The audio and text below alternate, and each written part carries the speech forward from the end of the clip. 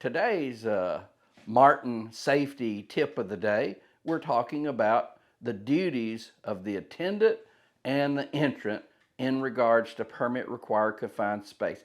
Let's start with the entrant first. Of course, the entrant is the one that's actually going to be in the permit required confined space. We've already done the pre-job briefing. We've already tested the atmosphere. We've already contained hazards and so forth. So we're ready. We've made entry. The entrant is in the permit required confined space. What jobs can he do? What jobs can he not do? Well, first of all, you have the permit, which should be posted outside the permit required confined space, on the wall or somewhere close by the entry point. Whatever the instructions are, and this is the reason why the entrant is in the permit required confined space, those are the orders, just like in the military. And when that entrant goes in that permit required confined space, he does not deviate from whatever those instructions are. If he goes in that permit required confined space, just as an example, and he's working on, say, a pipe or something of this nature, then he starts to come out and he looks up and he sees some wires that are bare, and he says, I have some wire nuts in my pouch here. I can just put that. He may not do that.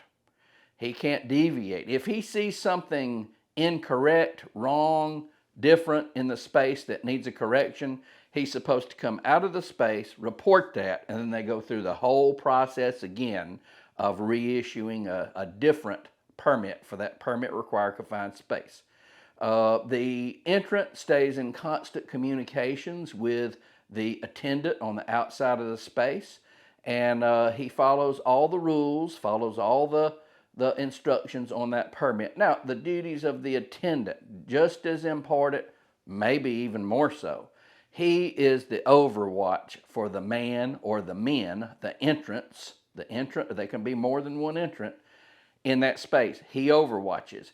He not only looks inside the space, he never enters, he never performs rescue. His job is overwatch. He calls for rescue. He also shoos away anyone that might come up and sit on a forklift with LP gas, and it's sitting there. Hey, did you see the game last night? And it's sitting there, blum, blum, blum, blum, blum, blum. Well, it's giving off carbon monoxide. So he shoos visitors away. He stays in constant communications with the entrant in there. He's listening for things like coughing, sneezing, complaining, lack of communication. He is overwatch. If he senses anything that's not right, he orders evacuation. He is kind of in charge, you might say. And he can't be a novice. He has to have training just like the entrant, so he knows the hazards to watch out for. So that's our safety tip of the day from Martin Safety. You be safe out there.